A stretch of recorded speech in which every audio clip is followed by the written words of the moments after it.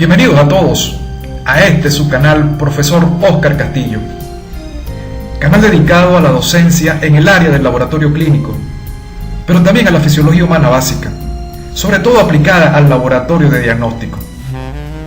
Les habla el profesor Óscar Castillo Vaquero desde la ciudad de Valencia, República de Venezuela.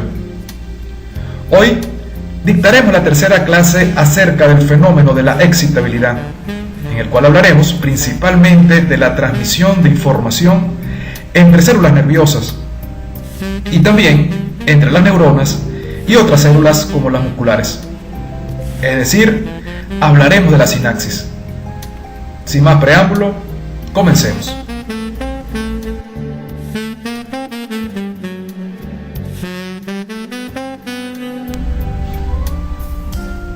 Es importante señalar que para una mejor comprensión de este video que hablará sobre sinapsis, es necesario haber estudiado lo que se explicó en la primera y en la segunda clase de excitabilidad y que también está en nuestro canal Profesor Óscar Castillo. Una vez aclarado esto, demos inicio al tema que nos ocupa hoy.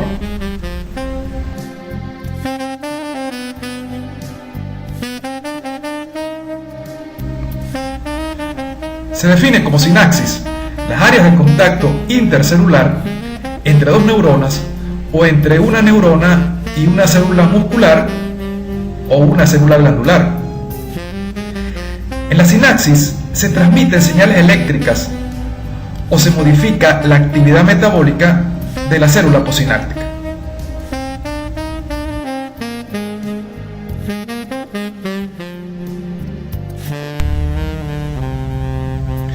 Para entender los fenómenos que explicaremos a continuación, debemos recordar las funciones básicas en cuanto a transmisión de los impulsos nerviosos de las diferentes estructuras de una neurona.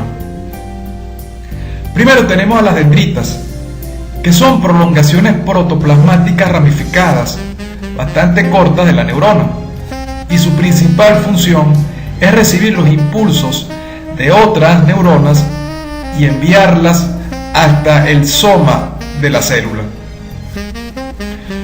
Por otro lado, tenemos el axón, que es una prolongación larga y delgada de las neuronas que se originan en una región especializada llamada eminencia axónica o cono axónico.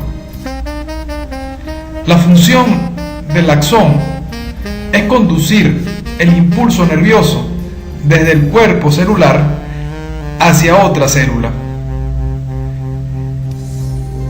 En el extremo del axón, este se ramifica y la parte final de cada ramificación constituyen botones presinápticos que hacen sinapsis con otras células.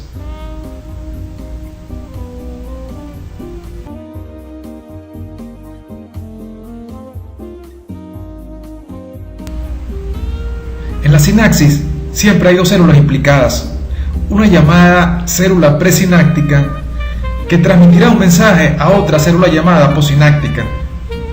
Pero para entender el tipo de mensaje que se transmite, debemos conocer primero los tipos de sinapsis.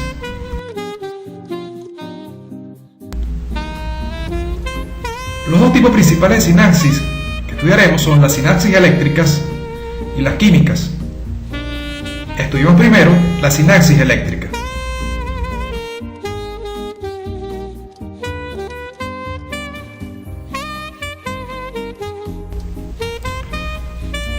En las sinapsis eléctricas tenemos dos células nerviosas donde hay puntos de unión.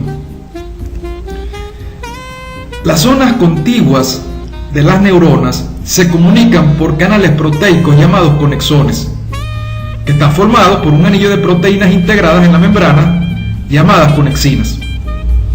Cada conexón tiene 6 conexinas.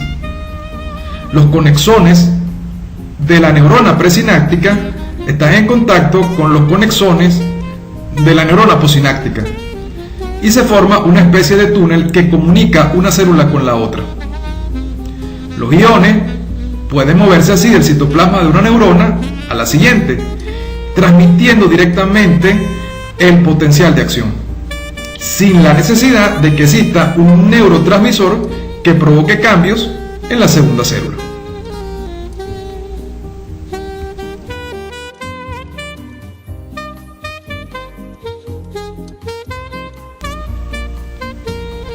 En esta otra imagen podemos observar también lo explicado anteriormente.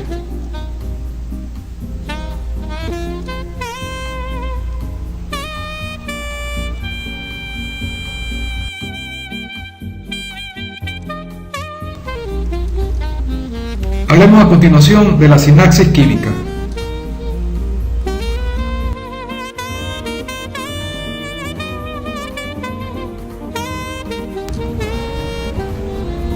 En una sinapsis química, una neurona libera moléculas llamadas neurotransmisores en un pequeño espacio que es la hendidura sináptica, que está adyacente a otra neurona.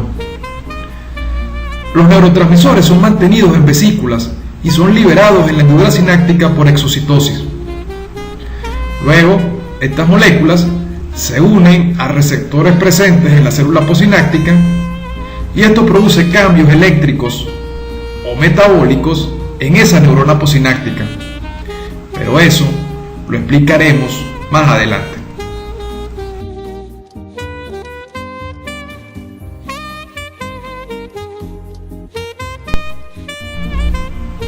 Sobre la superficie de las dendritas y del soma de algunas neuronas, como por ejemplo las motoneuronas, se hallan entre 10.000 y 200.000 diminutos botones sinápticos, llamados terminales presinápticos, estando aproximadamente del 80 al 95% en las dendritas y solo del 5 al 20% en el soma.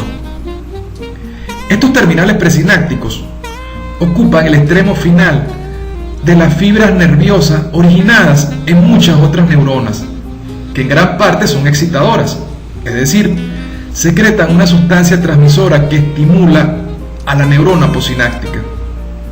Sin embargo, otras sustancias son inhibidoras y esta sustancia, cuando es secretada por el botón presináptico, inhibe a la neurona posináptica.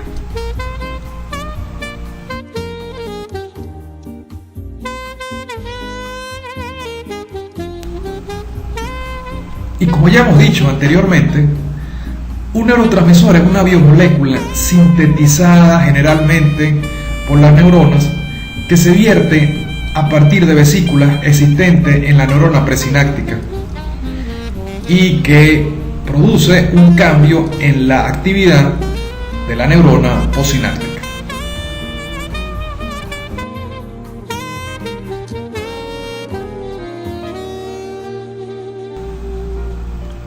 Con respecto a la síntesis del neurotransmisor, podemos decir que las neuronas presinápticas, según la naturaleza del neurotransmisor, lo pueden sintetizar en el soma o cuerpo de la neurona o también en las propias terminaciones nerviosas o botones presinápticos.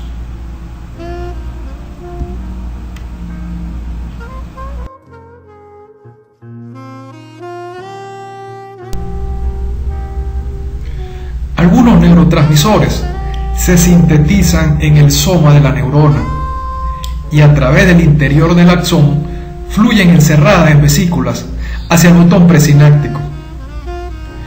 En otros casos, a través del axón fluyen sustancias libres que pueden ser precursores tanto de los neurotransmisores o las enzimas necesarias para la síntesis de neurotransmisores directamente en los botones presinápticos.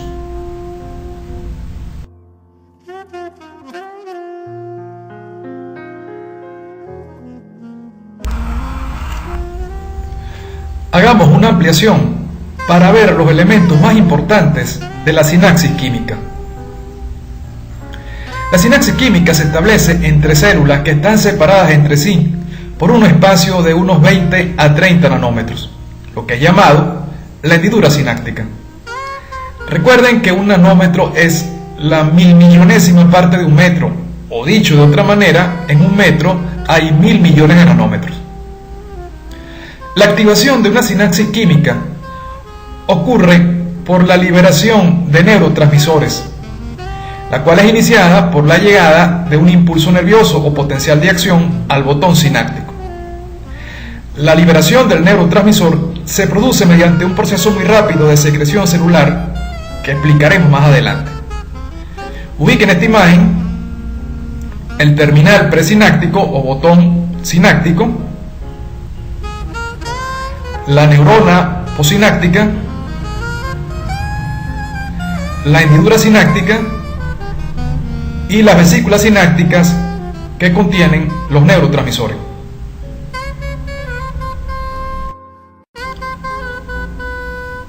Bien, expliquemos a continuación el funcionamiento de una sinapsis química. Ubiquen en la imagen el botón presináptico, la hendidura sináptica y la membrana posináptica. Ok, una vez ubicado esto, debemos saber que la célula presináptica afectará la actividad de la célula posináptica, y esto lo veremos paso a paso. Al botón sináptico llega el impulso nervioso que viajó a lo largo del axón. Cuando esta corriente eléctrica accede al botón, provoca cambios de voltaje que genera la apertura de unos canales iónicos ubicados allí y que se llaman canales calcio-voltaje dependientes.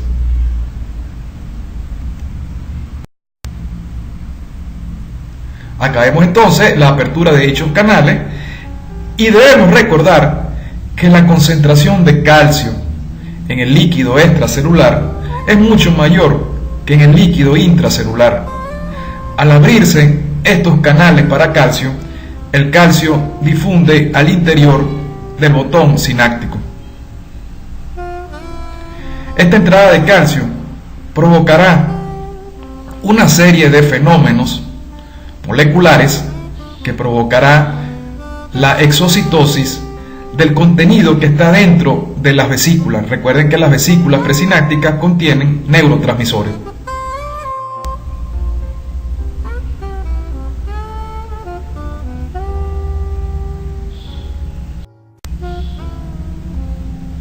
Y entonces se liberan los neurotransmisores a la hendidura sináptica. Estos difunden entonces ahora hacia los receptores posinápticos que son capaces de interactuar con estas sustancias.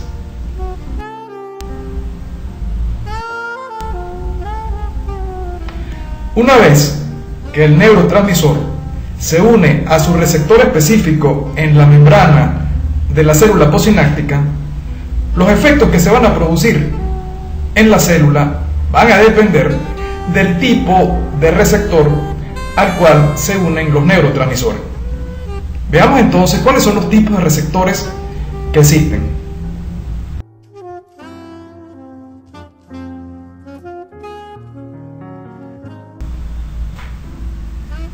Existen dos tipos principales de receptores para los neurotransmisores: los receptores ionotrópicos y los receptores metabotrópicos. Los ionotrópicos son aquellos en los que cuando se une a su ligando, es decir, al neurotransmisor, este actúa como la llave del receptor y se abren canales que permiten el paso de iones al interior de la célula, o también en algunos casos salida de iones de la célula hacia el líquido extracelular. Por su parte, los receptores metabotrópicos, cuando se unen al ligando, que es el neurotransmisor, ocasionan cambios en la célula que generan la formación de sustancias químicas llamadas segundos mensajeros. Estos segundos mensajeros pueden modificar la actividad metabólica de la célula posináptica.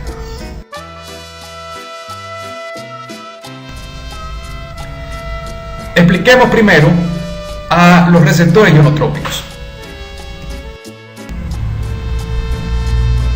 Los receptores ionotrópicos son proteínas de membrana y son canales iónicos ligando dependientes. Cuando un neurotransmisor se une a un receptor ionotrópico, esto provoca cambios de conformación estructural en el receptor. Y entonces, el receptor que, como ya hemos dicho anteriormente, es un canal iónico, pasa a un estado abierto. Si el canal es para sodio, el sodio difunde al interior celular, ya que este ion está más concentrado en el líquido extracelular con respecto al interior.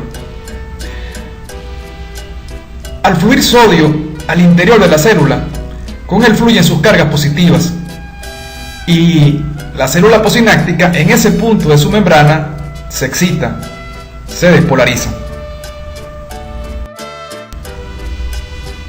Si el canal iónico que se abre es un canal para el potasio difunde hacia el exterior de la célula, ya que el potasio está más concentrado en el interior con respecto al líquido extracelular. Cuando esto sucede, fluyen cargas positivas fuera de la célula, y en ese punto la célula se hiperpolariza, es decir, en vez de excitarse, se inhibe.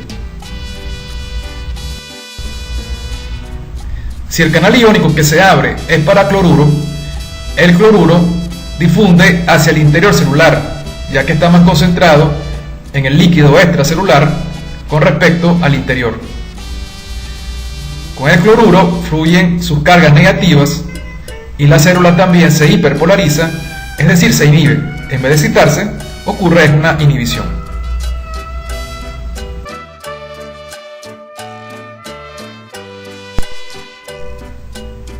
En esta imagen animada podemos ver la unión del neurotransmisor a su receptor ionotrópico, y una vez que ocurre la unión del neurotransmisor al receptor, ocurre la apertura del canal iónico. Algunos neurotransmisores actúan por este mecanismo, como por ejemplo el ácido aminobutírico o GABA, la acetilcolina, la glicina y el glutamato.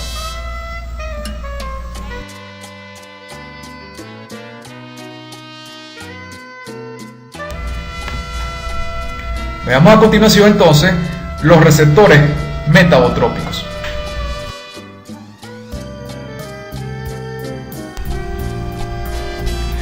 Los receptores metabotrópicos están acoplados a un sistema proteico de 3 unidades denominado proteína G, y a su vez a una enzima de membrana que, cuando se activa, actúa sobre un sustrato particular y da origen a sustancias químicas llamadas segundos mensajeros. Pues bien, cuando el neurotransmisor se une a un receptor metabotrópico,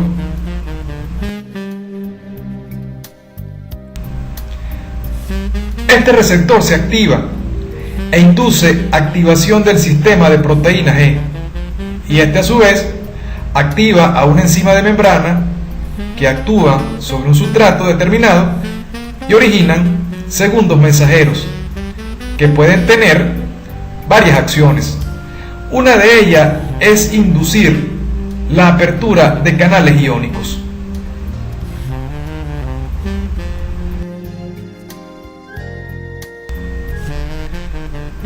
Cuando se aperturan estos canales iónicos, entonces puede haber flujo de iones, bien sea hacia el interior de la célula o hacia el exterior de la misma. Todo va a depender del gradiente de concentración para el ion en particular, y esto puede provocar tanto despolarizaciones en la célula posináptica, pero también en algunos casos hiperpolarización.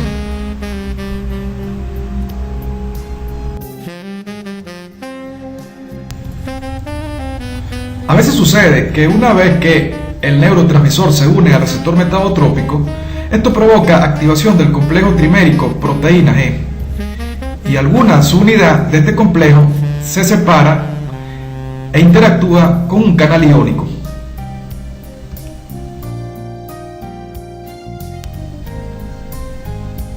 Una vez ocurre esta interacción, el canal iónico se abre y permite el flujo de iones, bien sea desde el líquido extracelular al interior de la célula o viceversa. Dependiendo del flujo de iones que se establezca, la célula se despolarizará o se hiperpolarizará.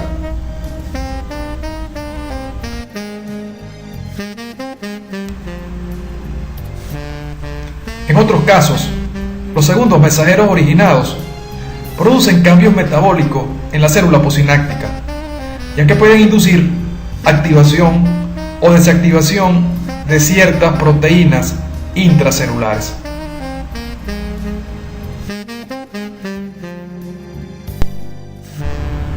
Los neurotransmisores pueden ser excitadores o inhibidores, es decir, que faciliten o no el impulso eléctrico.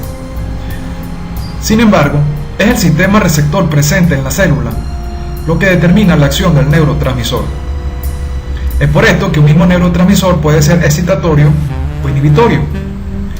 Hablemos de los principales neurotransmisores del sistema nervioso y a qué tipo de receptores se unen.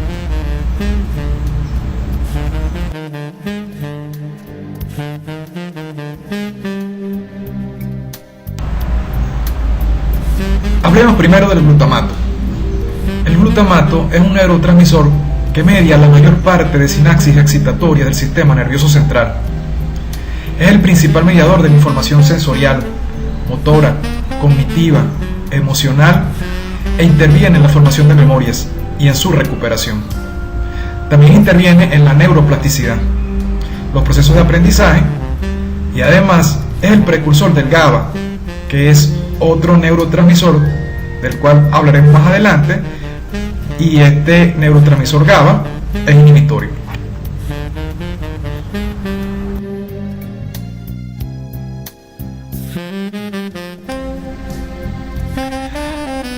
El glutamato se puede unir tanto a receptores ionotrópicos como a receptores metabotrópicos. En el caso de los receptores ionotrópicos, puede unirse a receptores de tipo NMDA, a receptores AMPA y a receptores kainato.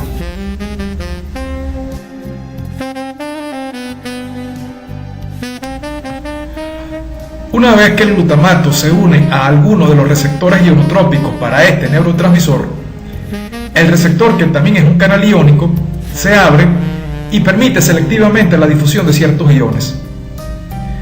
El receptor AMPA, como vemos en la imagen, permite difusión de sodio y potasio, pero la difusión de sodio al interior celular supera a la difusión de potasio al exterior, por lo que el efecto neto en la célula es una despolarización. Lo mismo sucede con el receptor kainato. El receptor NMDA, por su parte, permite la difusión de calcio al interior celular.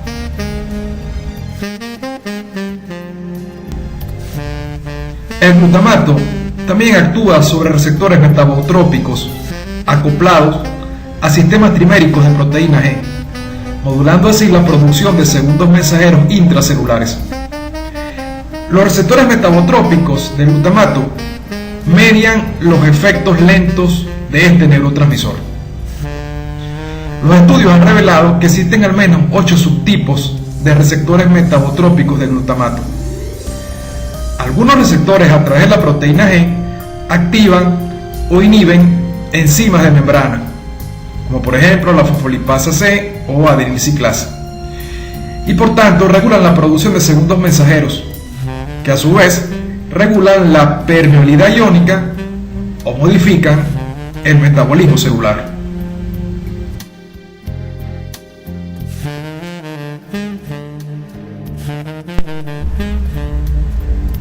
Hablemos de GABA. GABA, o ácido gamma-aminobutírico, es el principal neurotransmisor inhibitorio del sistema nervioso central.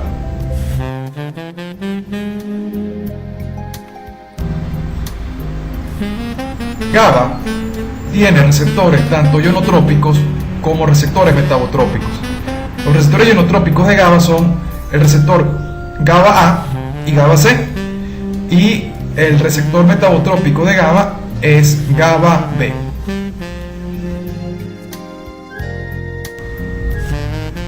El receptor ionotrópico de GABA es un canal iónico que cuando GABA se une a su receptor, el canal se abre y permite la difusión de cloruro. El cloruro difunde al interior porque está más concentrado en el extracelular con respecto al intracelular, por lo que esa zona se hiperpolariza. es decir, ocurre inhibición.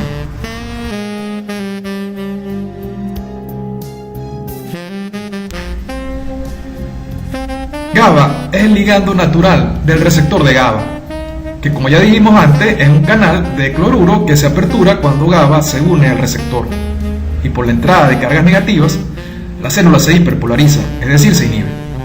Pero existen otras sustancias como fármacos y algunas drogas que también pueden unirse al receptor de GABA y potenciar el efecto de este neurotransmisor. Tenemos por ejemplo los barbitúricos, que son una familia de fármacos derivados del ácido barbitúrico que actúan como sedantes del sistema nervioso central y producen un amplio esquema de efectos desde la sedación suave hasta la anestesia total. Las benzodiazepinas son medicamentos psicotrópicos, es decir, también actúan sobre el sistema nervioso central con efectos sedantes, hipnóticos, ansiolíticos, anticonvulsivos, amnésicos y miorrelajantes. Al igual que los barbitúricos, las benzodiazepinas se unen a sitios diferentes a donde se une GABA en el receptor de GABA y potencian el efecto inhibitorio del neurotransmisor. Por otro lado tenemos al etanol, que también actúa sobre los receptores de GABA como un modulador alostérico positivo, aumentando el flujo de cloruro a través del canal iónico. Esto induce entonces un estado de inhibición neuroquímica, un efecto ralentizador, y produce efectos similares a las benzodiazepinas y los barbitúricos, que actúan sobre el mismo receptor, aunque en sitios distintos. Esta semejanza incluye el potencial adictivo, que también es similar.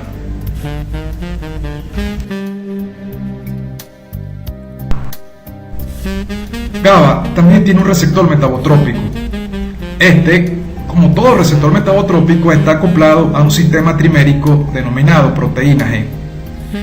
Cuando GABA se une a este receptor, se generan cambios que activan el sistema de proteína G, solo que en este caso el sistema de proteína G es inhibitorio.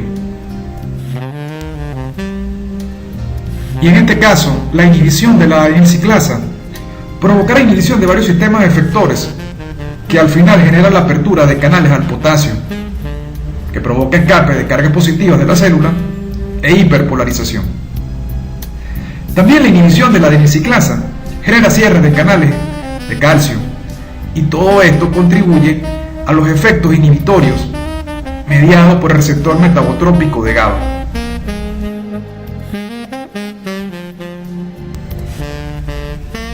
Hablemos ahora de otro neurotransmisor, la serotonina, también conocida como 5-hidroxitriptamina, cuya abreviación es 5-HT.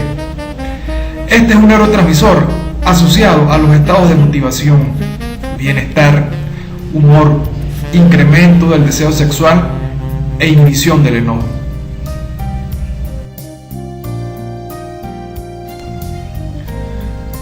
Los receptores de serotonina modulan distintos procesos biológicos y neurológicos como la agresión, la ansiedad, el apetito, la cognición, el aprendizaje, la memoria, el estado de ánimo, náuseas, el sueño y la termorregulación. Existen 7 receptores para serotonina y todos son metabotrópicos, a excepción del tipo 5-HT3, que es un receptor ionotrópico.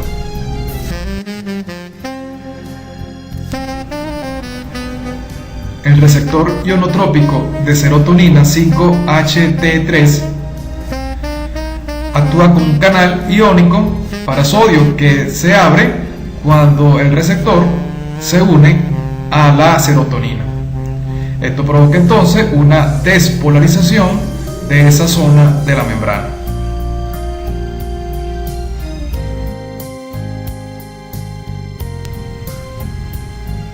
Los receptores metabotrópicos de serotonina, al igual que otros receptores metabotrópicos, están acoplados a un sistema heterotrimérico llamado proteína G.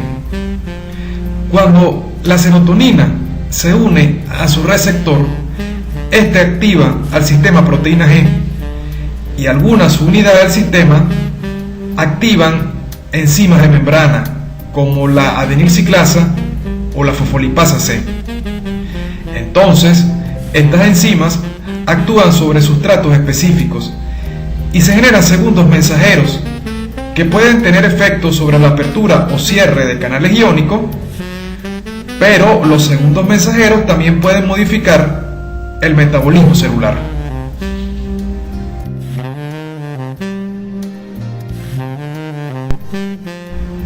Hablemos de la dopamina. La dopamina es frecuentemente mencionada como la causante de las sensaciones placenteras y la sensación de relajación.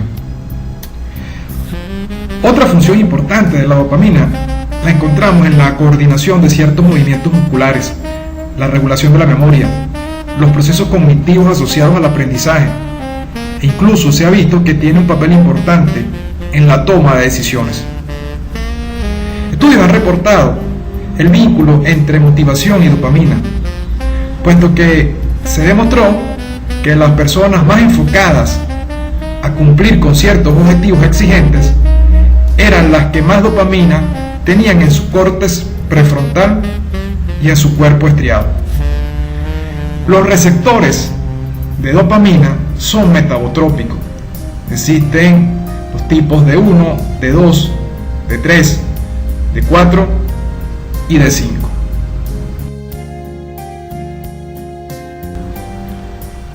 La dopamina es producida en muchas partes del cerebro, en especial en la sustancia negra.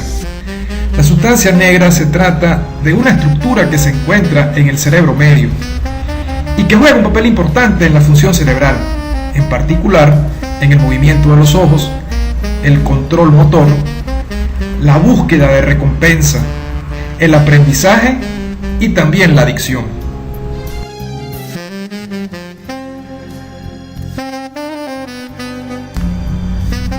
El mal de Parkinson es una enfermedad producto de una alteración en la secreción de dopamina. Esta enfermedad se caracteriza por bradiquinesia, rigidez muscular, temblor en reposo y trastornos del equilibrio postural.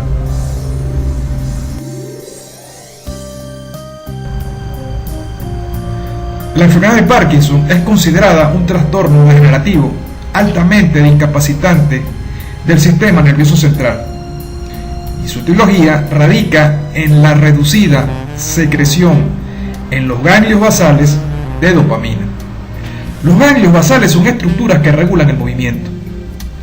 El Parkinson se produce debido a la muerte de más del 80% de las neuronas que secretan dopamina, y que estas neuronas están en la parte compacta de la sustancia negra.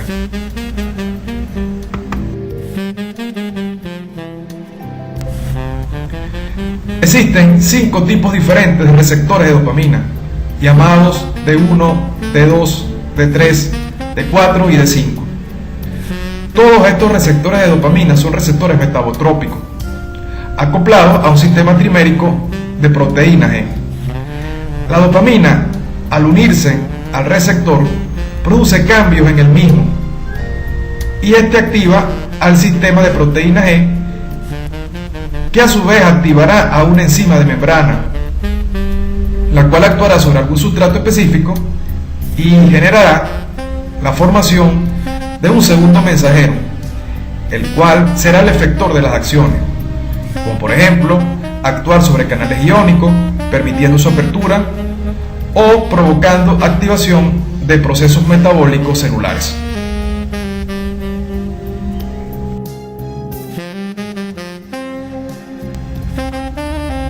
Los principales neurotransmisores del sistema nervioso autónomo incluyen a las catecolaminas, adrenalina y noradrenalina, y también a la acetilcolina. Las catecolaminas son neurotransmisores del sistema nervioso autónomo, pero también están presentes en menor medida en el sistema nervioso central. Los receptores para la catecolamina son metabotrópicos e incluyen diferentes subtipos agrupados en receptores alfa y receptores beta. En el caso de la acetilcolina, también es un neurotransmisor del sistema nervioso autónomo, y que está presente en menor medida en el sistema nervioso central. Existen tanto receptores ionotrópicos como receptores metabotrópicos para la acetilcolina. Dentro de los receptores ionotrópicos tenemos los receptores nicotínicos que están presentes en la unión neuromuscular esquelética. Los receptores metabotrópicos incluyen a los receptores muscarínicos.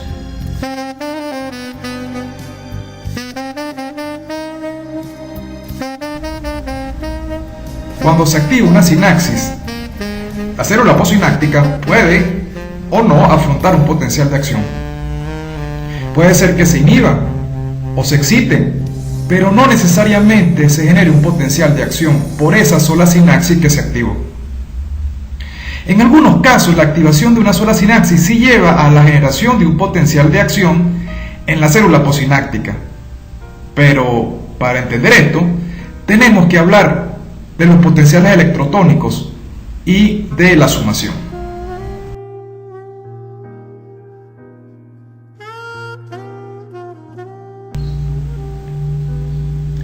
Existen sinapsis particulares, como por ejemplo la unión neuromuscular esquelética, donde un axón se ramifica y cada ramificación inerva una sola célula muscular esquelética. Cuando se activa esa sinapsis, se libera acetilcolina, la cual se une a receptores ionotrópicos, y al ocurrir esto, se activan una serie de fenómenos en cadena y la célula muscular afronta un potencial de acción. Sin embargo, cuando hablamos de otra sinapsis, por ejemplo, entre neuronas,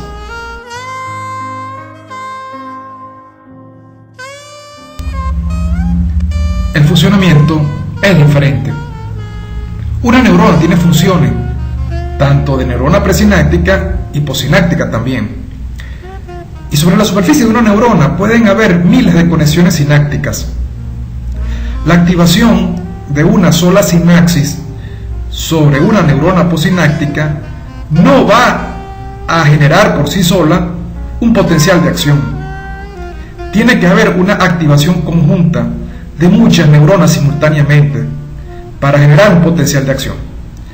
Además, debemos recordar que hay sinapsis excitatorias, pero también inhibitorias. Y es la combinación y el número de sinapsis que se activen lo que determinará el efecto final. Pero para entender esto, tenemos que definir lo que son los potenciales electrotónicos.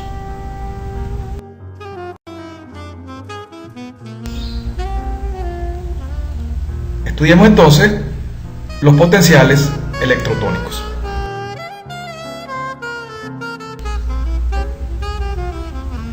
Estos son variaciones en el potencial de membrana de la neurona postsináptica, producto de los cambios en la conductancia iónica luego de la interacción del neurotransmisor con su receptor.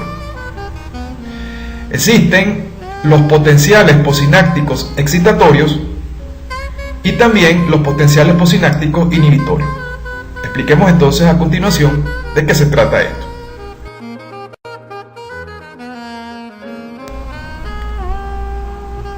Para explicar qué es un potencial electrotónico, debemos recordar el concepto de umbral. El umbral es el nivel de potencial de membrana hasta el cual debe ser despolarizada la célula para que se dispare un potencial de acción. Si la membrana no se lleva a ese nivel, pues solo habría una ligera despolarización, pero no se genera el potencial de acción. Esto lo postula la ley del todo o nada.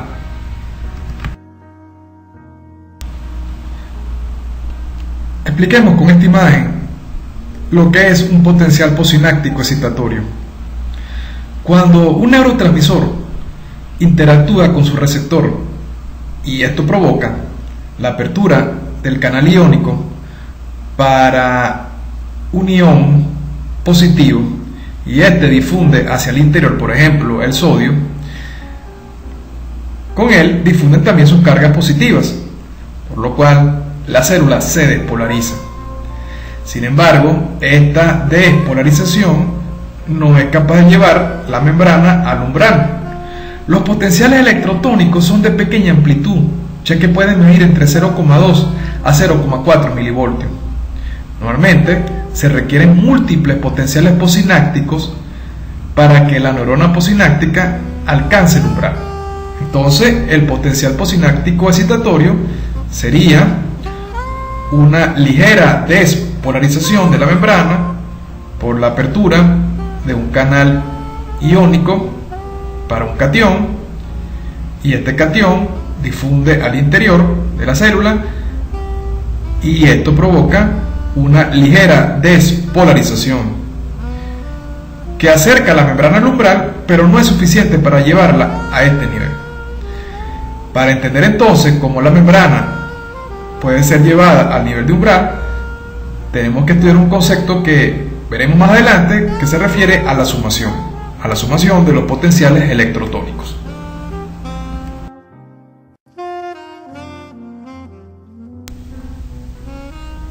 Expliquemos ahora el potencial posináptico inhibitorio.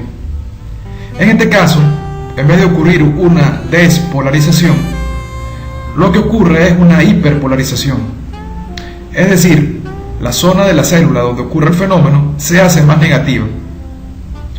Esto sucede por lo siguiente: algunos neurotransmisores, al unirse a su receptor específico, se produce la apertura de un canal, por ejemplo, para cloruro. Un ejemplo de esto lo tenemos cuando el neurotransmisor GABA se une a su receptor ionotrópico. Como el cloruro está más concentrado en el extracelular con respecto al intracelular, entonces este difunde al interior de la célula y con él sus cargas negativas. Y esto es lo que origina la hiperpolarización. Ahora, ¿cuál es el sentido de esto? ¿Para qué inhibir a la célula en vez de excitarla? La respuesta está en que si todas las señales fueran excitatorias, existirían respuestas exageradas ante los estímulos y descontrol. Las señales inhibitorias sirven entonces como frenos fisiológicos y control para que nuestras acciones tengan una coordinación adecuada.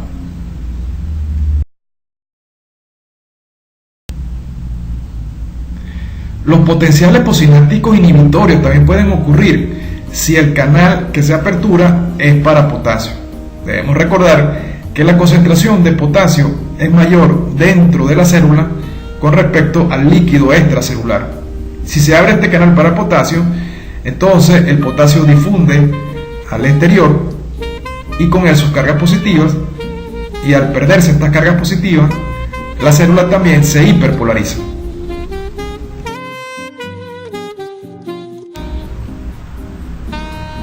Entonces, en resumen, podemos decir que el potencial posináptico excitatorio es un potencial despolarizante que lleva el potencial de membrana a un valor menos negativo, acercándola al valor de umbral, y una vez que se lleva al umbral, entonces se puede generar un potencial de acción. También tenemos que saber que un solo potencial posináptico excitatorio no es suficiente para acercar la membrana al umbral totalmente, pero sí contribuye. Y cómo se lleva la membrana al umbral se explicará cuando hablemos más adelante de las sumaciones.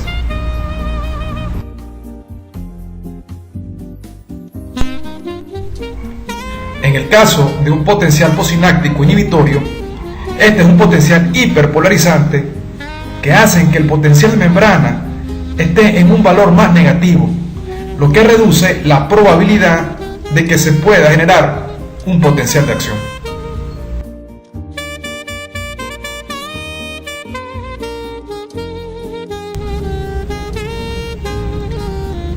Que una neurona posináptica afronte o no un potencial de acción va a depender de la sumatoria de potenciales posinápticos excitatorios e inhibitorios que se activen sobre la superficie de su dendrita y soma.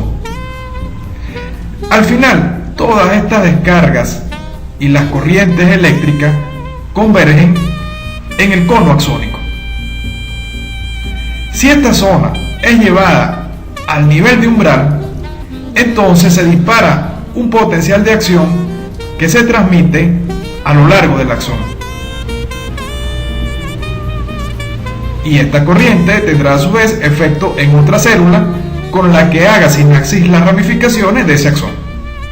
Se debe recordar que sobre la superficie de la neurona posináptica puede haber entre 1000 a 200.000 sinapsis, y no todas están activas al mismo tiempo.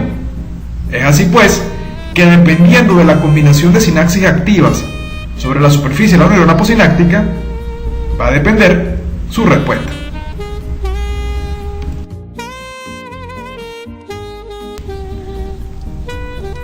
Los dos tipos principales de sumación que existen es la sumación temporal y la sumación espacial. A continuación explicaremos cada una de ellas.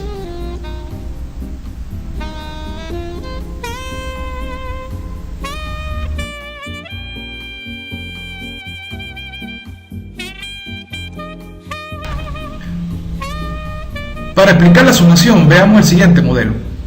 Tenemos una neurona posináptica y sobre ella convergen botones sinápticos de neuronas presinápticas. En el ejemplo, los botones verdes representan sinapsis excitatorias y el botón rojo representa una sinapsis inhibitoria. Si se activa una sinapsis excitatoria, se genera un flujo de cargas positivas al interior y esa corriente eléctrica generada se desplaza hacia el cono axónico. Mientras se desplaza, se va perdiendo parte de la intensidad de dicha corriente. Luego de la activación de la sinapsis excitatoria, se activa una sinapsis inhibitoria y la respuesta hiperpolarizante se desplaza también hacia el cono axónico. Si hacemos un registro del fenómeno, veremos que al activarse la sinapsis excitatoria, el cono axónico se despolariza ligeramente, pero no se alcanza el nivel de umbral, por lo que no se produce allí ningún potencial de acción. En cambio, luego por la acción de la sinapsis inhibitoria, el cono axónico se hiperpolariza y se aleja el potencial de membrana del umbral. Por tanto, se aleja la posibilidad de que el cono axónico afronte un potencial de acción.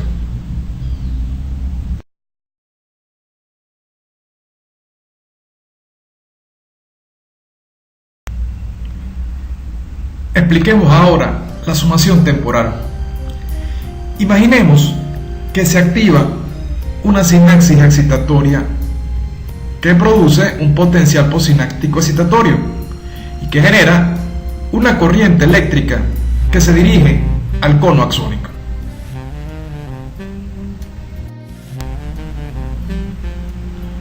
Posterior a ese primer potencial postsináptico excitatorio, se vuelve a activar la misma sinapsis excitatoria, que genera otra corriente despolarizante que se dirige también al cono axónico.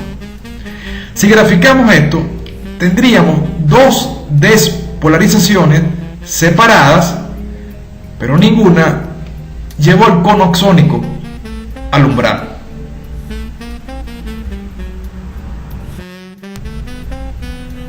Imaginemos que se vuelve a activar la sinapsis excitatoria del ejemplo. Se activa dos veces seguida, pero esta vez el tiempo de separación entre la primera y la segunda activación es menor. Entonces, ambos potenciales postsinápticos se suman y la corriente despolarizante que llega al cono axónico es suficiente para llevar la membrana de esa zona al umbral y generar allí un potencial de acción, que va a generar también un impulso nervioso que se transmitirá a lo largo del axón.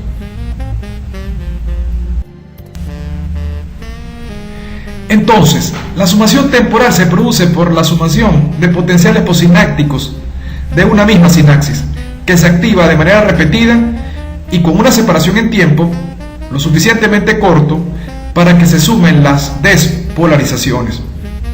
Si estuviésemos hablando de una sinapsis inhibitoria, la sumación sería de hiperpolarización. En el ejemplo anterior, se sumaron dos potenciales postsinápticos excitatorios de la misma sinapsis y se llevó al cono axónico al umbral. En la realidad, hacen falta más sumaciones para lograr este efecto, pero la explicación que dimos con el ejemplo es solo un modelo didáctico.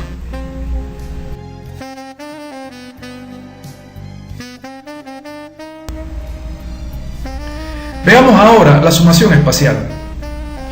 Imaginemos que en este modelo, que las dos sinapsis excitatorias cuyos botones presinápticos son de color verde, se activan simultáneamente.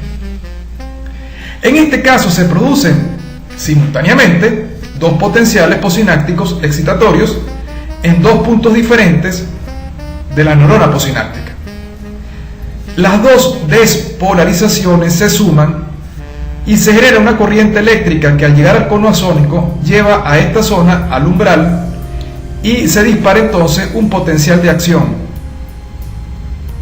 Y entonces se genera un impulso nervioso que se transmite a lo largo del axón.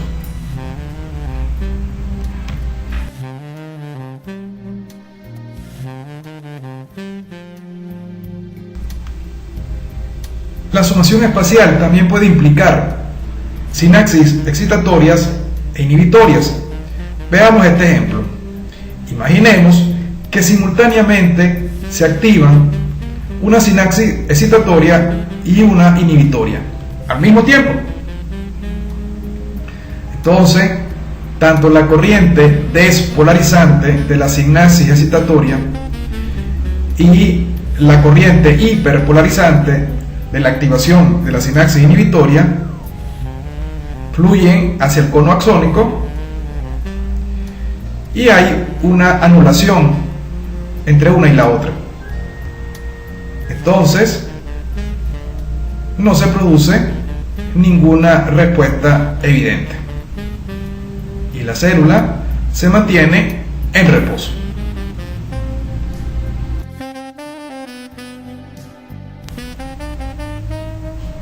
Ya para finalizar entonces, debemos decir que la sumación es un mecanismo de integración sináptica.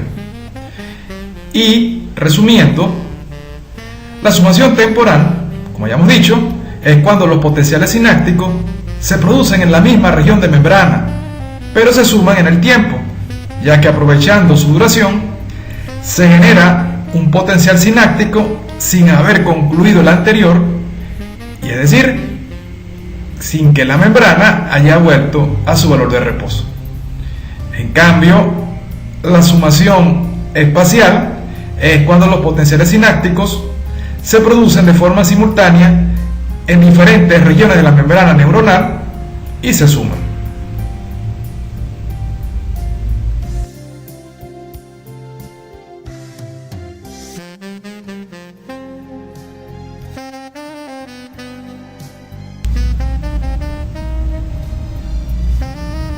De esta manera, damos por concluida la tercera clase de excitabilidad, que se centró en el funcionamiento básico de la sinapsis. Esperando que el presente video haya sido de su interés y provecho, el profesor Óscar Castillo Vaquero, desde la ciudad de Valencia, República de Venezuela, se despide hasta una futura entrega.